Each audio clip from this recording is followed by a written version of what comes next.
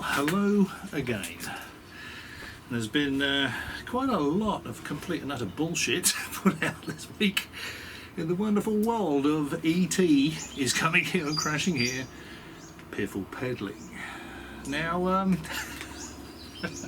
before I start, people are talking about the cost of living crisis, you know.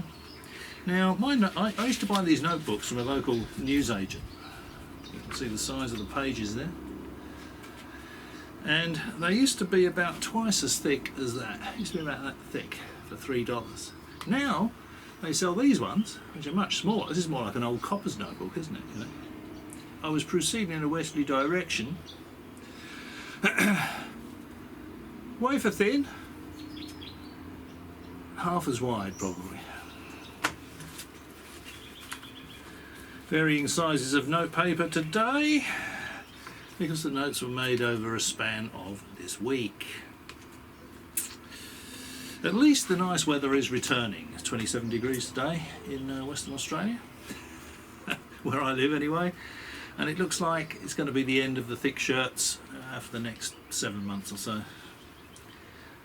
Yeah, actually no more than that, probably 8 months. We only get like 3 months probably, maybe 4 months where it doesn't really get cold, but it sort of does get sort of low, a couple of degrees, and we get some rain. Okay, so what do we have? Let's get to business. What do we have? E.T. is coming here and crashing here circus continues to circle the drain. It's getting more pathetic on a daily basis, I think.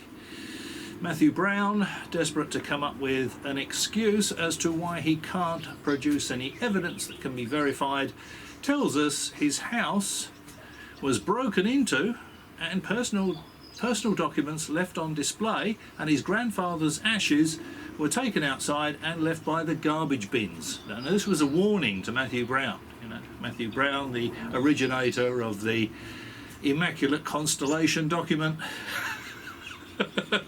Complete and utter rubbish, of course.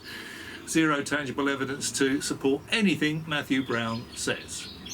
He can't tell anybody that's in a position to check out his story any details. He can't give them any specific information because they'll find out he's a bullshitter overnight.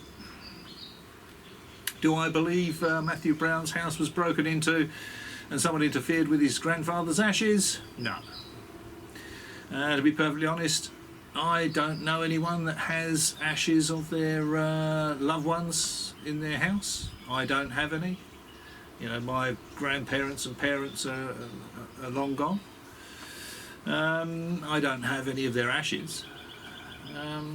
I don't know anyone that has a vase on the mantelpiece. Yeah, morning, Grandad. How you going? You know, take the lid off. Want a fag? You know, got some cigarettes here.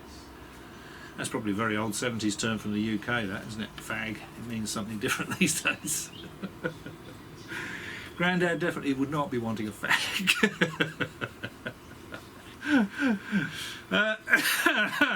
So what do I think? Put a line through Matthew Brown, anything he's got to say. Personal opinion, you know, this is all my personal opinion and in no way represents the thoughts and opinions of the Wayland-Yutani Corporation.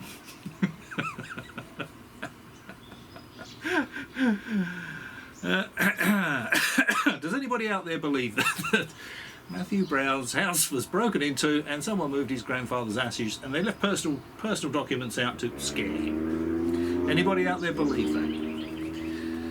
Put your hand down, Jenkins. Stupid boy.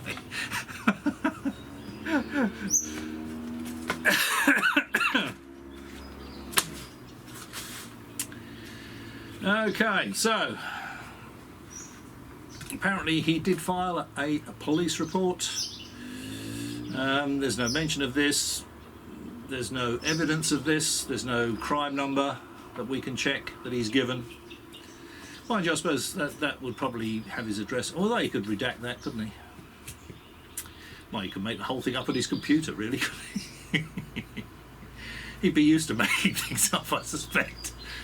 Okay, so, yeah, I don't believe it. So, put a line through Mr. Brown, complete and utter rubbish, clutching at straws for some kind of credibility, and of course he's wasting his time and hours. Now, Coulthart, I don't know if Coulthart's had a nervous breakdown. He's still trying to convince us there is some evidence to support this ET rubbish. Propensity evidence, screams Coulthart. Now, this is similar facts. Similar facts evidence. Similar facts evidence. I can't read my own writing. I've said before I should type this. Who's the same thing? Where? Similar facts evidence where the same thing keeps on happening. You don't ignore it. When? Similar facts evidence. When the same thing keeps on happening, you don't ignore it. You look at the evidence and see if there's some kind of pattern. Well, there's no evidence to look at, is there? You know, I mean, there's no point listening to similar stories. This has been going on for so long. I could come up with a convincing story.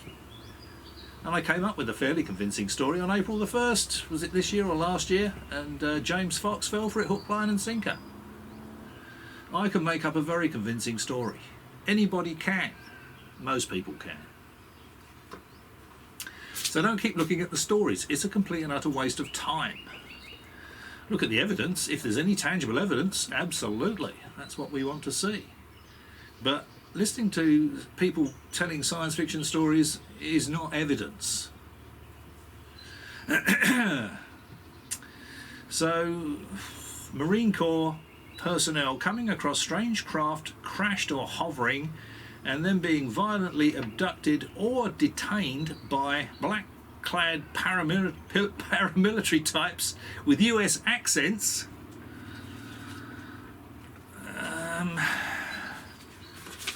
So this is what Coulthart is saying is happening.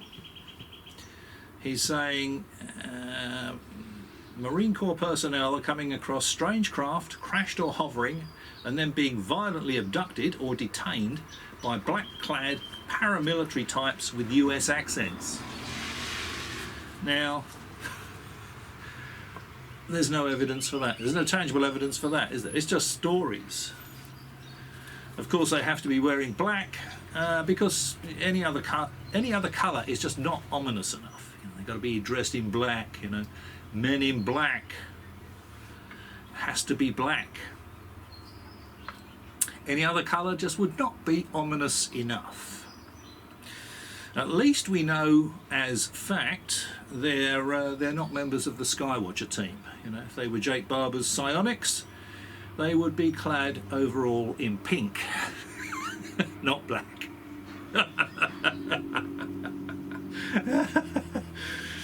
Oh dear. Coulthart introduced us to another Skywatcher psionic asset.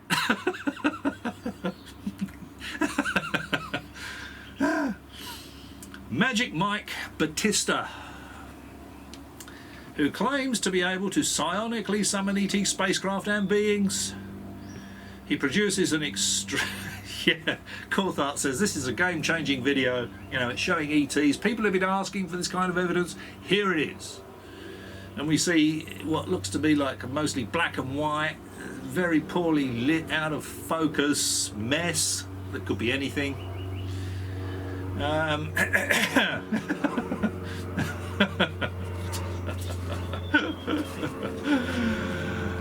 And Coulthart considers this game-changing evidence. It's the same sort of rubbish we've been seeing for decades. You know, I've said it before. You know, if people are interviewing ETs, if they're interacting with ETs in any way, it's always dimly lit, out of focus, no sound, because if any of those parameters were present, it would be a dead giveaway. You know, this video is just nonsense. If he showed that to me, I'd fall about laughing. You know, in fact, I did when I saw it. I thought, is Coulthart had a nervous breakdown here? Is he determined to get what little credibility he has flushed down the toilet? Because it's just ridiculous. I suspect Battista, Mad Mike, is not a member of the Skywatcher psionic teams. He wasn't wearing pink either. So, yeah, there's no credibility there. Why didn't Magic Mike? Now, apparently he took this on a cell phone. Somebody said it was on a cell phone 6.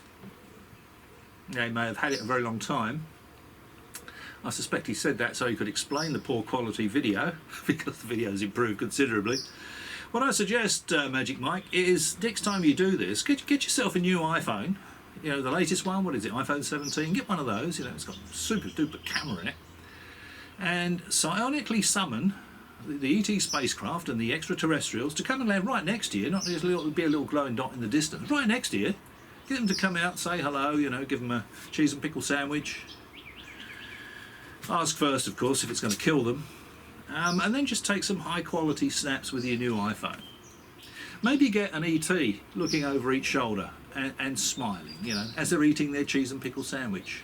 If they're insectoids, they're probably going to be eating side to side, you know, not up and down. They won't be going, they'll be chewing side to side, you know, the insectoids. So we can get some high definition images and video of that, Mr. Battista. That would be worth a look. But what has been offered so far is beyond pathetic. So all these people, you know, they get visited by ETs all the time, you know. They can summon ETs coming over tea and biscuits with them. We never ever see a selfie, you know, nice high def image. The ETs sitting around the table, you know, eating chocolate digestive biscuits.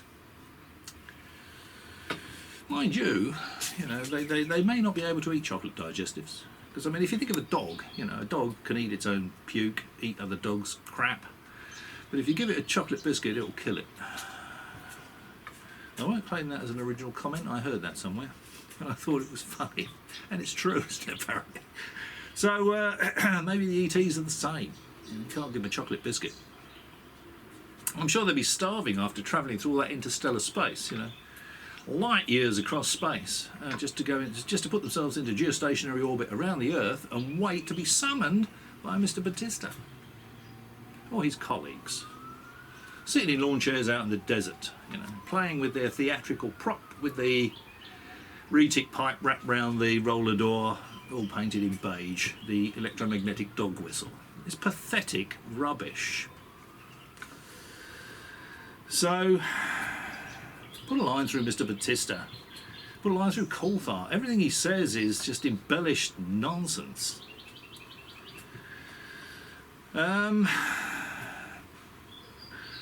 last week I said the term psionic came from the Resident Evil movies. You know, you've got the CGI generated Red Queen. And she uses the term psionic. But apparently it goes back further than that. It actually goes back to the 1950s. From American Science Fiction, the Astounding Science Fiction magazine. Astounding Science Fiction magazine. Which is precisely where it belongs, of course. It's a science fiction magazine. In a science fiction magazine. So there's no such thing as psionics in the real world. I think we can safely put a line through Magic Mike. Now, apparently the psionic term was thought up by somebody that thought, okay, sort of psi, you know, psychic, and electronic. Psionic. No such thing as psionics in the real world. Goes back to 1950s science fiction. Used again in the Resident Evil series of movies with Gilla Milovich, I think. Prancing around beating the crap out of everybody. It's one of the only series of films that's based on a video game that I quite enjoy. I was really disappointed when Alice lost her superpowers. Right. Follow on. Put a line through Magic Mike. Okay, there are no facts or tangible evidence to look at. It's just all stories. There's zero tangible evidence to support any of this actually happening. Of course, they have to be dressed in black to add some sinister intrigue. Coulthart I might have skipped a page here. Coulthart tells us the characters are operating with impunity all over the world, not just in the US, involving resources or recoveries of craft or operation of craft, complete and utter rubbish, of course. Can you imagine this team of people working, all dressed in clad, and they're operating all over the world? They're going and threatening people not to talk about it. They're going all over the world. You know, if a flying saucer came down over there now, you know, it's 100 metres away. These guys dressed in black would be there before I could even get down there. Does that make any sense to you? Doesn't make any sense to me. Why do we think no other government has said ETs are coming here and crashing here? It's not because they're sworn to secrecy. A lot of governments hate each other. And if they can make the other one look stupid or inferior, they would love to do that. So, they're not operating all over the world. Plenty of regimes out there would love to get their hands on a real crashed extraterrestrial spacecraft, and better still, biology. Actually, that's not better still. They'd love to get their hands on an extraterrestrial spacecraft. And they tell the world and his dog about it. They wouldn't keep it secret. It only has to be kept secret because no one can produce any evidence to support it's actually happening. Because it's not actually happening. Alien spacecraft would have to be falling like rain all over the planet. Crashing in a big heap, you know. You see these pictures of things stuck out of the ground. Perfect, you know, they're not damaged, stuck out of the ground. They've got into the ground 1,200 miles an hour, they're perfectly intact, you know, so that you can see it's a flying saucer. If it was just a field of shredded bits, you'd have no idea what it was. And that's why these images of crashed flying saucers always show you the complete saucer. Or a saucer with a little chunk out of it, you know, so you can see what it is. So, you know, I'd be wearing a crash helmet now, because I'd be dreading an alien spacecraft falling on my head, on my house.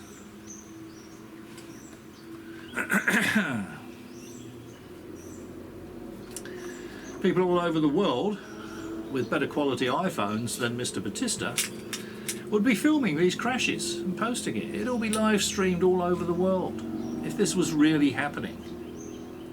And it's not, of course. You know, we don't see that, do we? Because it's not happening. So, you know, light aircraft crashes in America appear on the internet almost daily. You know, what killed this pilot? This negligent mistake killed this pilot. This maintenance mistake killed this pilot. You know, it's just a pile of rubble, pile of wreckage there. You know, it's all burnt out. So you might just be able to see a tail fin or something like that. Most of the time, you can't even tell what sort of aircraft it was. But this happens regularly, and so regularly that there's people out with their phones and they're filming the plane. You can actually see the plane spiraling down and the big fire, and you know. It's a regular occurrence, but we don't see one video clip of a spiralling down or crashing alien spacecraft, do we? Not one. And these light aircraft, they can be in the middle of nowhere when they crash. And someone's going to have a video of it. A camper's out there, someone's out there camping and they'll film the crash. You know, they're out there fishing, they'll film the crash. We never ever see any video footage of crashing alien spacecraft. Crashing aircraft to a penny every day of the week. Let's hope this one's going past now stays in the air. I would hate for it to crash on my house. So, or worse still, on me. You know, so just apply a bit of critical thinking to this. You know, just think about it a bit.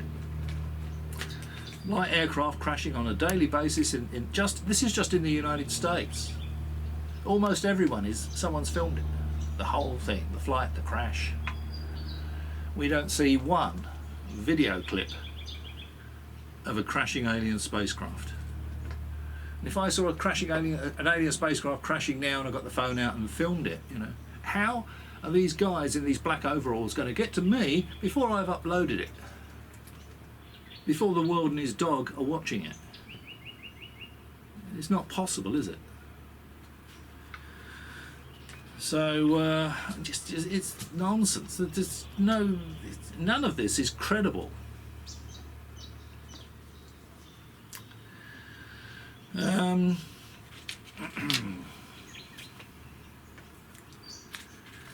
You know, this this mysterious organisation of black-clad individuals would have to have operatives hiding in every shrub on the planet to be able to get to a crash site first before someone can put it on the internet. Just think about that. They would have to have an operative hiding in every shrub on Earth to be able to prevent it.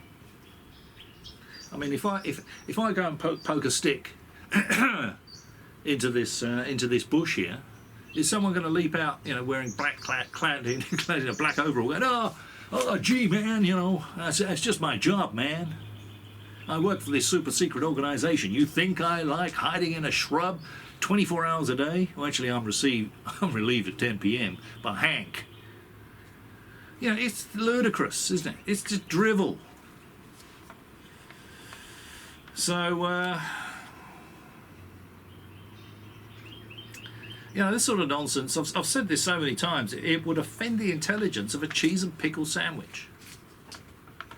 If I had a cheese and pickle sandwich on the table here and it was listening to what I'm saying, it would go, give me a break, Steve, wouldn't it?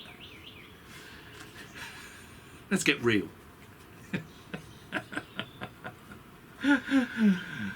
Oh dear. Coulthart had UAP Gerb, you know, the alphabet soup man who thinks makes himself sound more credible by spitting out all these acronyms. The alphabet soup man. And someone I'd never heard of, another ex-marine with yet another story with zero tangible evidence to support it. I didn't make a note of his name even. He tells us he came across an anomalous hovering craft back in 1997. Wow, another anomalous hovering craft from decades ago. Call 60 Minutes. We need to get on this right away. Let's scramble Burlison and Luna, get them over there. It was on Coulthart's reality check. He's got the barefaced nerve to call that show reality check. Well, Coulthart certainly needs one, doesn't he? He lives in cloud cuckoo land, that man. Coulthart certainly needs a reality check, that's for sure. Exclamation mark.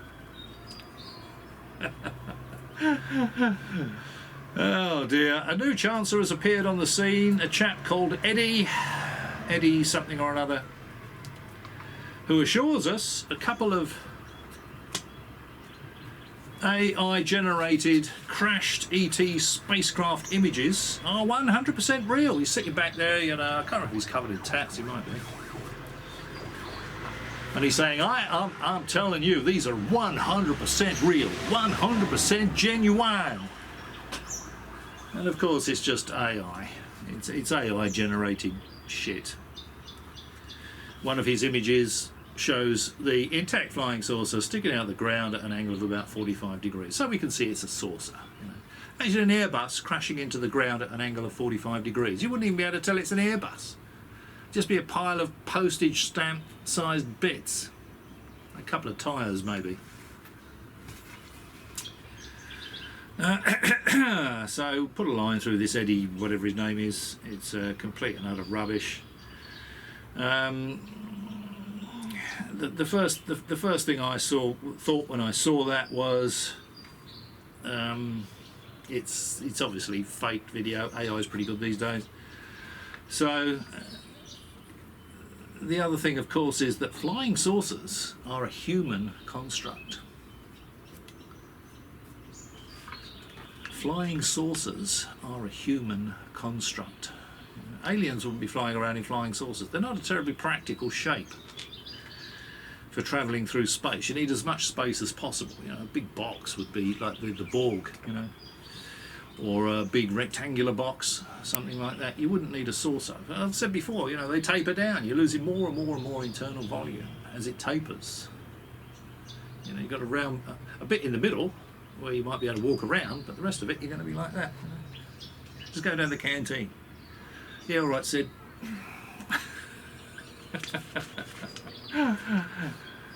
You know, the term flying saucer was invented by the press on the Roswell record, I think, because was it the Roswell record? It was New Mexico anyway. It was based on Kenneth Arnold's sighting of 9 crescent-shaped flying machines.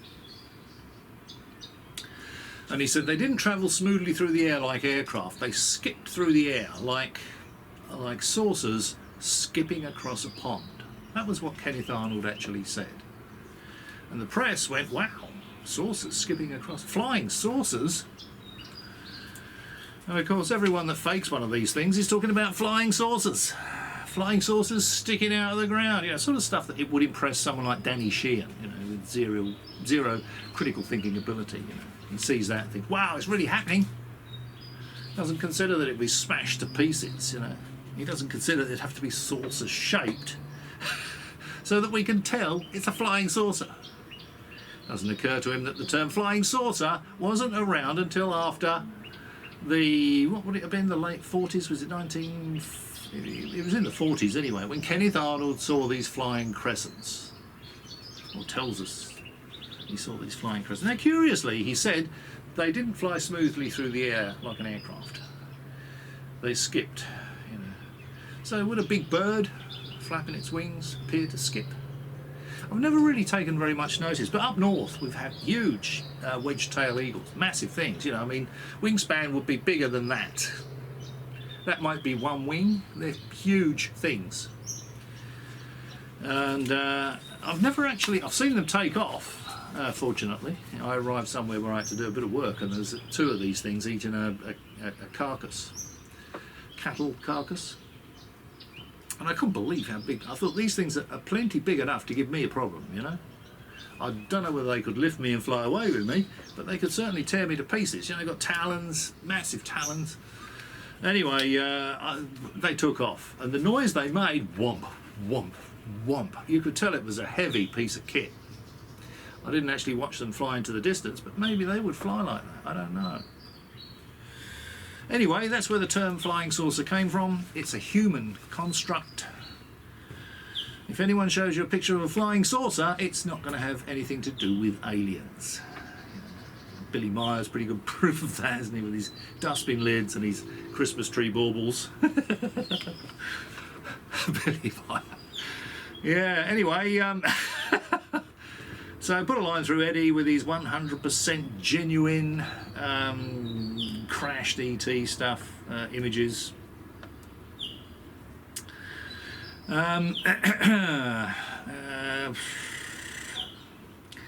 know, here in Australia, it goes from being a bit chilly to being really quite hot, like the flick of a switch. And today, I'm beginning to wish I put a hat on, you know, because I can actually feel this bite in that sunlight today. Considerable bite in that sunlight. So Kenneth Arnold described these things as skipping across a pond, looking like saucers skipping across a pond, and the term flying saucer was born, invented by terrestrial press. An archive image has appeared that supposedly or may show the Roswell crash debris in a crater, because it's in the National Archive. There's no information about the photograph. No one seems to know or claim exactly what it is, not that it matters, because if you expand the image at the bottom edge of the largest piece, there appears to be the letters H and M.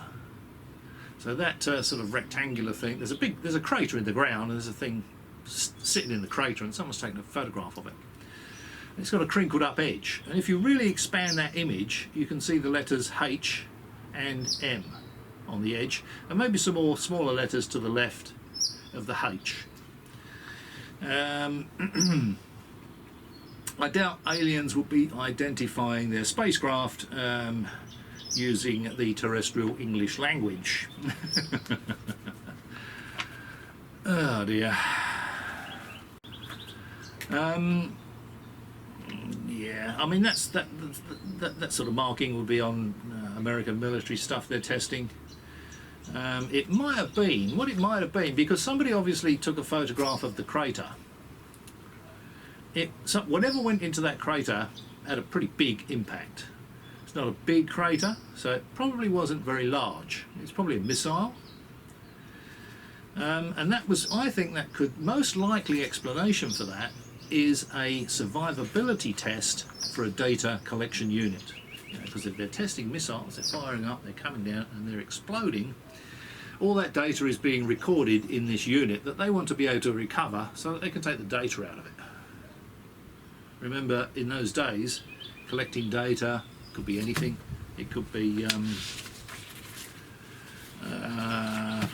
could even be a paper tape, you know? Magnetic tape maybe. But the fact that it's not in terrible condition and there's a bloody great crater in the ground suggests to me that that thing was designed to withstand a high energy impact into the ground. And I suspect it was a photograph of a survivability test being photographed for a data collection unit used in missile tests. That's what I think that was. They want to see how well their box survives, how much data has been retained after a high energy impact like that. And they took a photograph. This is what happened to the box. It looks pretty good, doesn't it? It's only crinkled up at one end. I think that's what that was.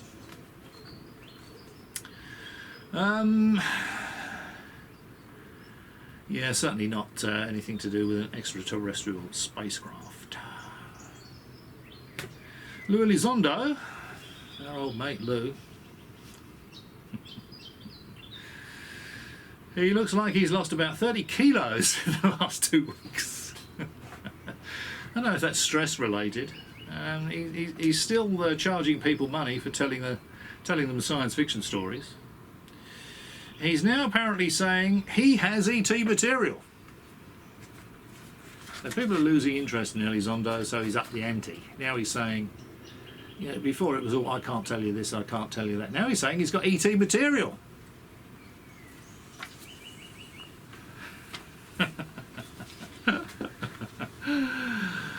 Oh dear.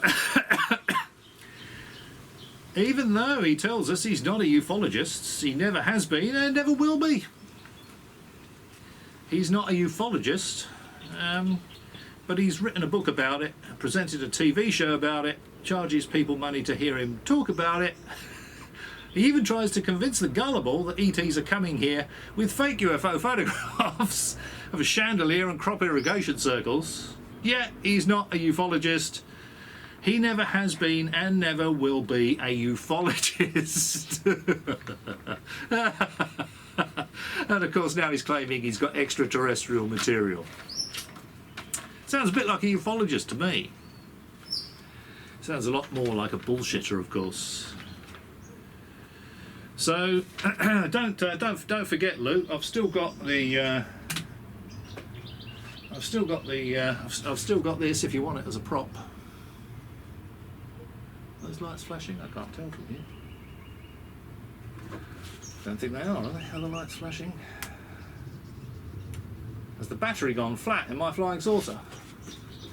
No, oh no, they're still flashing. It's just a bit bright out here. So there you go. If you want a new prop, Lou, leave a comment below, and we'll agree a price. This one will look a lot less pathetic than what you've submitted so far. Might be able to squeeze a few more bucks out of the gullible, eh? Yeah, he definitely he looks stressed or something. He's definitely not eating at his bar and grill, is he? Mind you, I've seen him before, you know, and he looked quite solid, but he had small wrists. That's usually an indicator that the bones, the actual frame, is quite small, and someone's spent a lot of time at the gym pumping themselves up. And it may be that he's just got bored with going to the gym. He's not interested in looking like a macho man anymore. Might be something like that. Maybe his missus said, "You've got to lose some weight, Louis. I'm fed up with rolling into you every night. You know, you're creating this huge crater here in the bed, and yeah, I'm sick of it. So you can sleep on your own, or you can lose some weight." Might be something like that. So take note, Senator Luna. Elizondo is saying he has ET material. Get him subpoenaed and demand he produces it.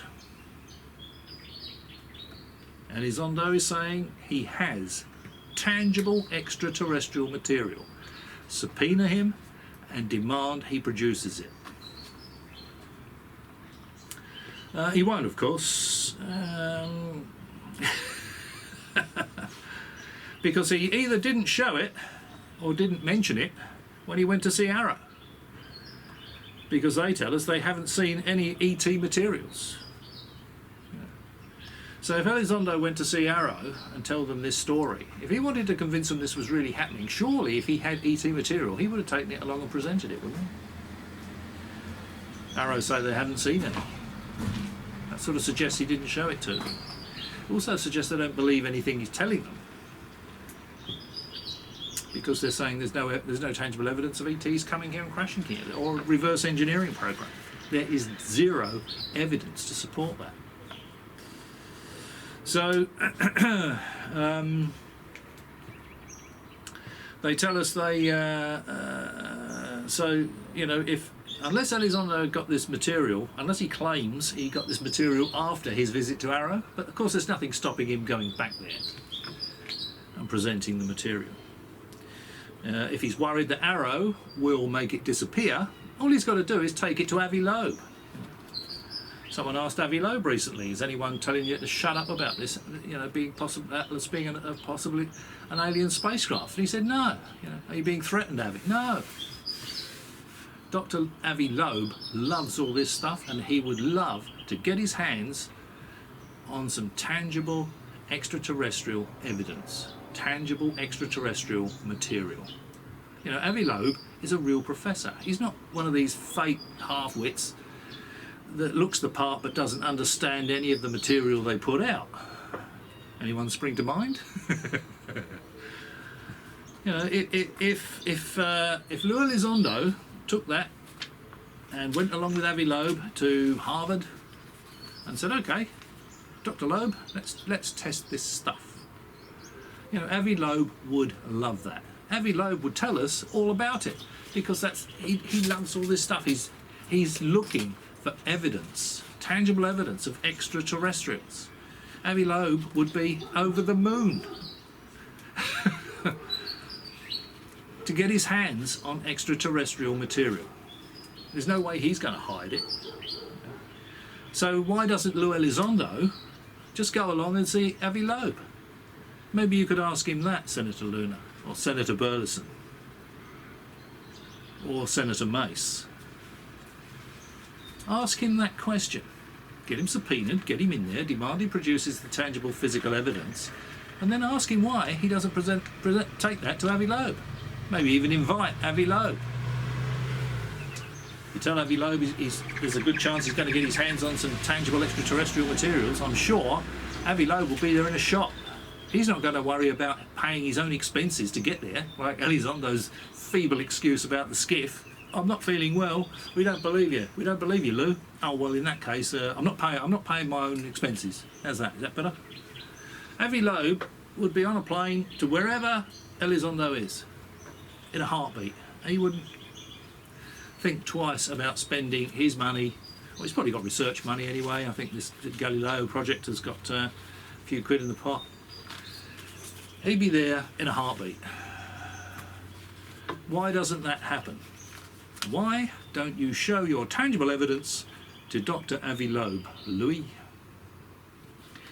I suspect, of course, that it's because it doesn't exist. It's complete and utter bullshit. Might be some more weird industrial waste, you know, like the stuff Bigelow gave to Linda Moulton Howe, who sold to Tom DeLonge for $40,000, even though they knew it was industrial waste from a lead purification process.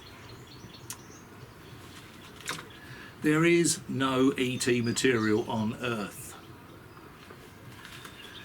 So if you're saying you've got some, Louis, you better get out there and prove it, mate. Otherwise, you know, Louis Elizondo's credibility is already in the toilet. You know, he must know that by doing what he's doing, it's going to be flushed. You know, at the moment, it's just sitting in the bowl there, floating around. As soon as this is proved to be complete and utter rubbish, bullshit, you know, just drivel, just made up hogwash, someone's going to pull the handle and flush Louis away. That's what's going to happen. So, yeah. So where is it, Louis? Oh, I can't talk about that. It's probably going to be the response. Keep subpoenaed. Demand it be produced. Invite Avi Loeb along. Ask him why he doesn't take it to Avi Loeb to get it analysed. Avi Loeb would love that. Avi Loeb is not going to try and cover it up. He wants the world. He would want the world to know he's the one that's found tangible evidence of extraterrestrials visiting this planet.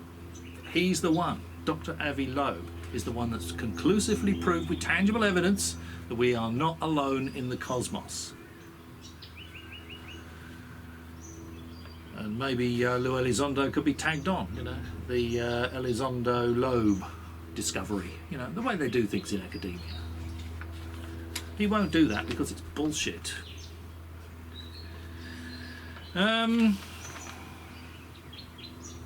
Why does everyone think it's up to the US government to tell us ETs are coming here and crashing here? Why hasn't any other government told us we're being visited by ETs? Why haven't the ETs disclosed themselves? I mean, it would have come a very long way, light years across space.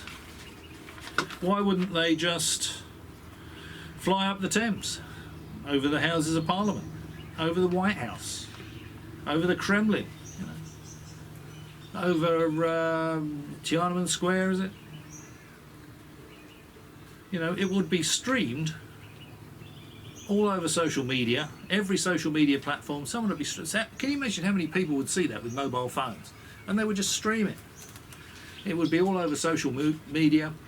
The mainstream media would get onto it straight away.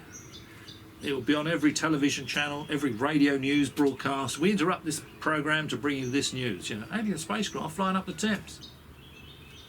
You know, this is not some spotty half-wit in a basement. You know, this is real. So why doesn't that happen? We wouldn't be able to shoot them down. We probably wouldn't even be able to contact them. They just have a little look around and fly away. Nothing we could do about it. But there would be lots of video footage that that's happened. And if it's happening all over the world, chances are it's not the local flying saucer club from the pub having a laugh. So, not tangible evidence, but pretty good evidence. So why do you think this doesn't happen? Why do you think this doesn't happen? No government on Earth says they've got a crashed alien spacecraft. Remember all these regimes, a lot of these regimes are at each other's throats. They would love to be able to say we've got an alien spacecraft because their enemy's going to go, oh shit, you know, we're not going to be able to match that kind of technology. You know, it's the greatest deterrent. It would be the greatest deterrent on Earth. No one's saying that. It's because they're not coming here. It's pretty obvious, isn't it? You know, Senator Burlison tells us he spent a day travelling to interview a witness. He told him a story that could have been lifted from the underwater E.T. science fiction movie, The Abyss. I don't know if you've seen that. It's a pretty good movie, actually. Probably because it was. It was probably directly lifted from the movie The Abyss.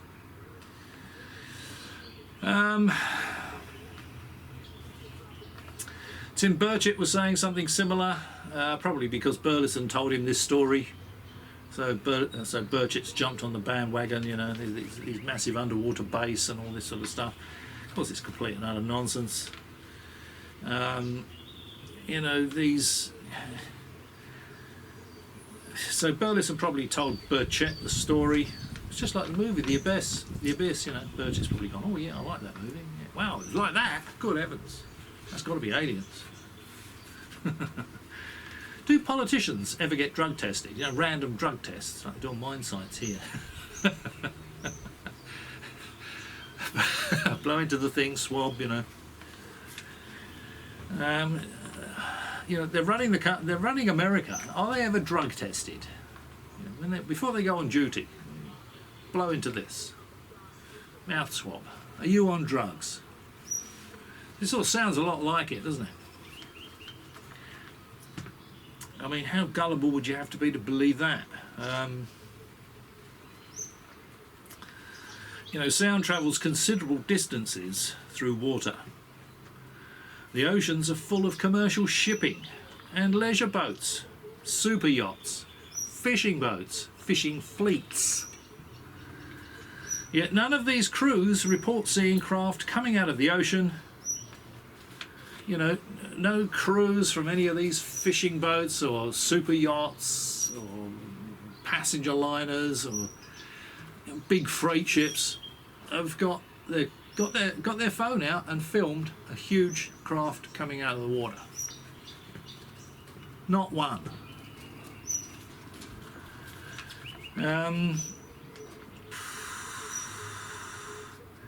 You know, fishing boats don't dredge any of these things up, do they? They don't see them on their fish finding sonar. If you look at the fish finding sonar, I can go down quite deep. You know, they're looking for, they say at different depths, different whatever fish they're after. Never seen on fish finding sonar. It's never because you can record what they see. No one's ever presented a file saying, well, there's my fish finding sonar. Look, what do you think of this? Look at this, you know.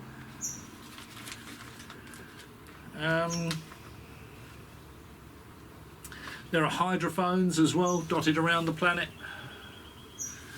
that monitor for seismic activity and also to monitor whether anyone's doing any nuclear weapon testing. They make a big enough bang that they'll be picked up by these hydrophones. They were testing on any of these atolls. And those microphones don't pick it up. Don't pick up any unusual underwater activity. Remember years ago there was a lot of fuss about that bloop. They heard a bloop. It's picked up by these acoustic oceanography things. No one could identify what it was. They said it sounded synthetic, but it was only a bloop. And that was it. And I think they came to the conclusion it was a huge whale farting or something. You know?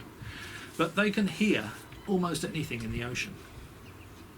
None of this is being reported, is it? No one's coming out and saying, "Hey, I know this is happening." You know, look at these look at these videotapes or data tapes recorded from these hydrophones, from this underwater sensing equipment, you know, from this vessel's sonar, because it's not just military vessels that have sonar. You know, big ships or commercial vessels have acoustic, you know, electronic depth sounders and all that sort of stuff. You know, always looking down. You know. They never bounced off of something 50 foot under the boat. You know, if the ocean floor's 2,000 feet below them. So there's no alien base in the ocean. Aliens aren't flying around at supersonic speeds through the oceans. It's science fiction hogwash. Just a bit of critical thinking tells you it's drivel. So if any of these people, and remember a lot of these acoustic underwater things are run by academic groups, and if they found something, there'd be a major project launched into it. You know, they wouldn't have any trouble getting funding for it because it would be so spectacular. We don't see that, do we?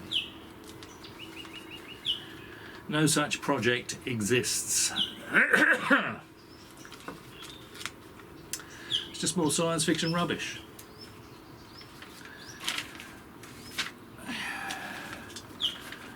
So Senators Burlison, Luna and Mace and Co. Don't waste time listening to people's stories. You know, they told me this, you know. I'm just repeating a story I was told. You know, someone gave me some testimonies, but the dog ate them.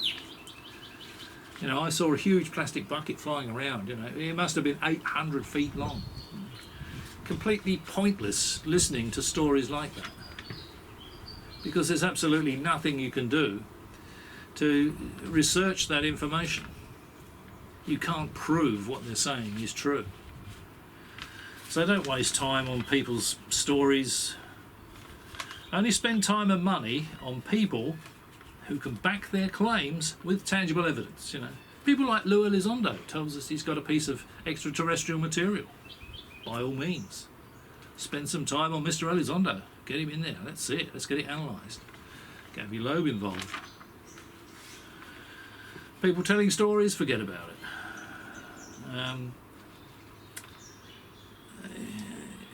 Of course, if they adopt the policy that they will only interview witnesses that can back up their claims with tangible evidence, they're going to have no witnesses to interview, are they? Do I believe Elizondo's got this stuff? No, of course I don't. And if they said that they, like before, you know, the skiff flew, they can't go and give the details. And if they keep going down this road, that's what they're going to get. They're going to get people that say, oh yeah, well, I'm a first-hand witness, but I'm not going to tell you anything because, you know, someone's threatening my life. And it's not true. It's drivel. They have to have an excuse as to why they can't give any details that can be checked, as to why they can't provide any tangible evidence. And it's not because they're being threatened. It's not because someone's stolen Grandad's ashes and put them out by the garbage. It's because it's all science fiction rubbish. There's nothing to any of this. Okay. Well, as usual, if you've struggled through the video all the way to this point, many thanks for watching, and maybe I'll catch you again. Always fun getting out of these bench seats.